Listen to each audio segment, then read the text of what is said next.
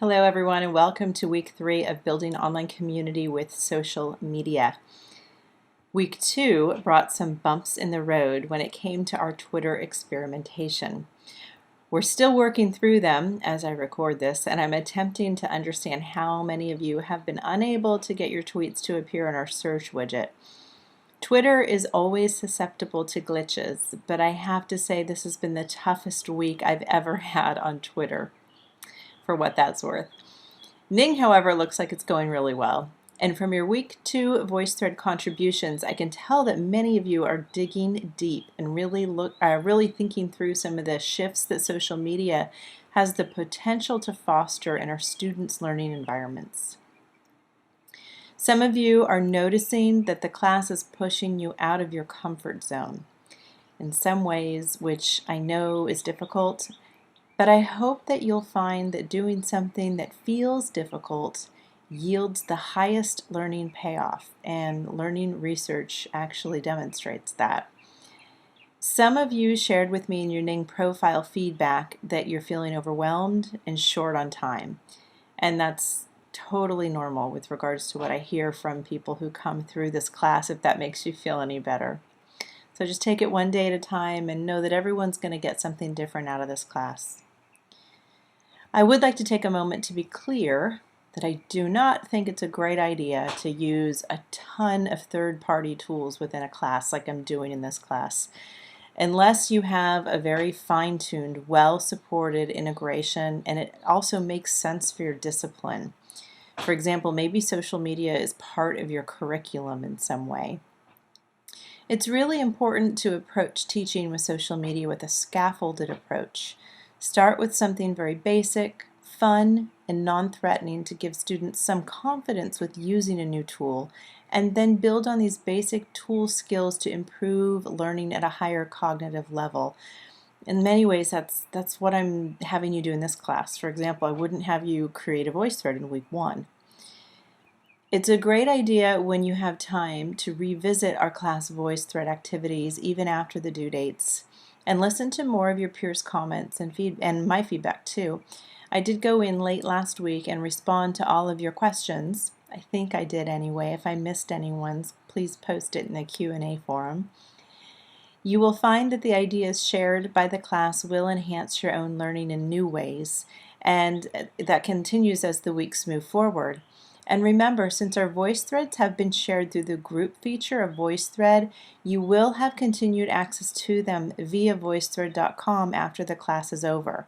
So if you haven't accessed them that way yet, give it a try. Go to voicethread.com, sign into your account, and then over on the left-hand side, or sign into your account and click on My Page. No, click on My Voice. I'm getting my tools mixed up.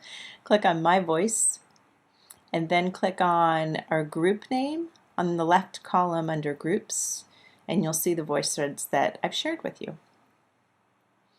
So this past week, I've really enjoyed getting to know you on a more personal level in Ning. After viewing pictures of some of your beautiful families, places you've visited, and your pets, I have an overall sense of who you are and what's important to you all as a group. I enjoyed meeting Sharon's handsome feline Sarge, seeing Hiroko's stunning pictures of traditional Japanese dance, Christine's picturesque views of the Sierras, Christine B's inspiring photos of the Relay for Life, and Kenneth's breathtaking photo of falling water in Pennsylvania, just to spotlight a few.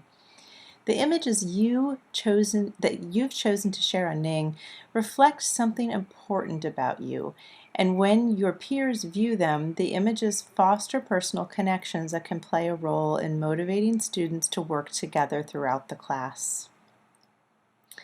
These Ning reflections remind me of a real quick story that I'd like to share. Not too long ago, I had a professor take this class who shared a story with us in one of our VoiceThreads that sticks with me continuously. She said that she recently had an online student who was shocked to find out that his teacher was a real person rather than a computer. Again, it sticks with me. And I hope it sticks with you. It says so much about the importance of being an active contributor in an online class. as well as the value and significance of sharing who you are with your students. And I think you'll be stunned to see how many students are genuinely shocked to have a professor who's willing to create videos and share them and present their voice and be part of a community. I hope you'll also keep that story in mind as you move forward and continue to develop your classes. One of my favorite learning features in Ning is the built-in blog that you've each had an experience with now that you've finished your week 2 activities. I view each student's blog as a canvas for students to engage in critical reflections or other types of written activities. Perhaps those activities, written activities, could be in response to prompts that you've written and you've shared in your course management system. That's what I do. Or they could be seen as media-rich spaces to share a mix of text and images and videos that demonstrate proficiency in your course's learning objectives. My students share images and they write. I do a lot of role-playing, really creative historical role-playing projects, and get really creative trying to engage that affective cognitive domain within the blog posts. Generally, as weeks unfold in an online class, a student's blog becomes more and more meaningful and relevant to him or her. Each time a student visits her blog, she can see how her learning has progressed. Think about that. It grows throughout the term. And this is a very different experience from a discussion board, which fragments and disperses one's contributions throughout all the forums. From my experiences, online students put more ownership and care into producing a blog throughout a semester than writing weekly discussion posts, and I've heard many, many online instructors agree with that over the years. So this week, you'll begin Module 3 of our course and ponder more exclusively about the role that collaboration plays in community building. For me, this is the topic that is the most transformative of all the topics we cover in our class. I don't know if you'll agree or not.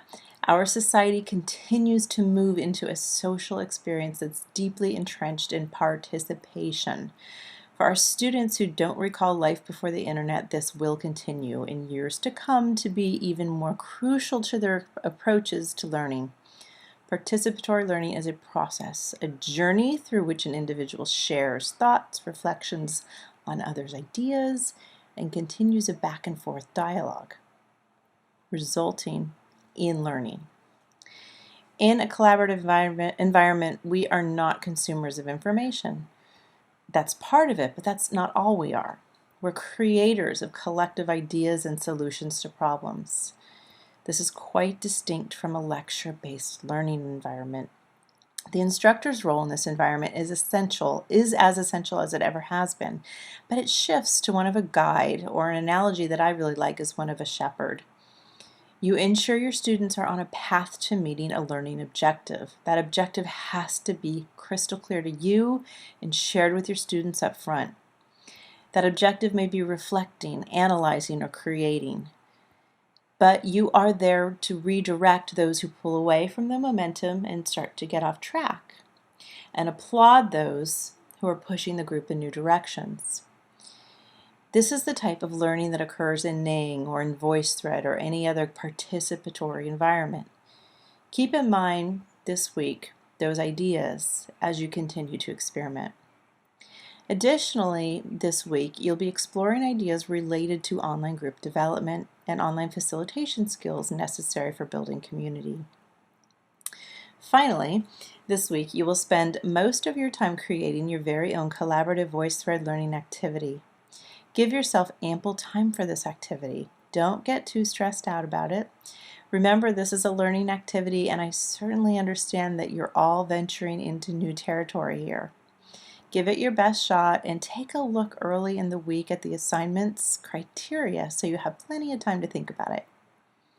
Also, to be clear, you'll not be submitting this VoiceThread until week 4. In week 4, you'll be creating your very own Google site, and you'll embed your VoiceThread on a page in your Google site, which you will then present to the class as a polished product. So again, your VoiceThread, Good luck with your VoiceThread this week, and don't forget to ask any necessary questions if you can't find the answers in the resources that I provided.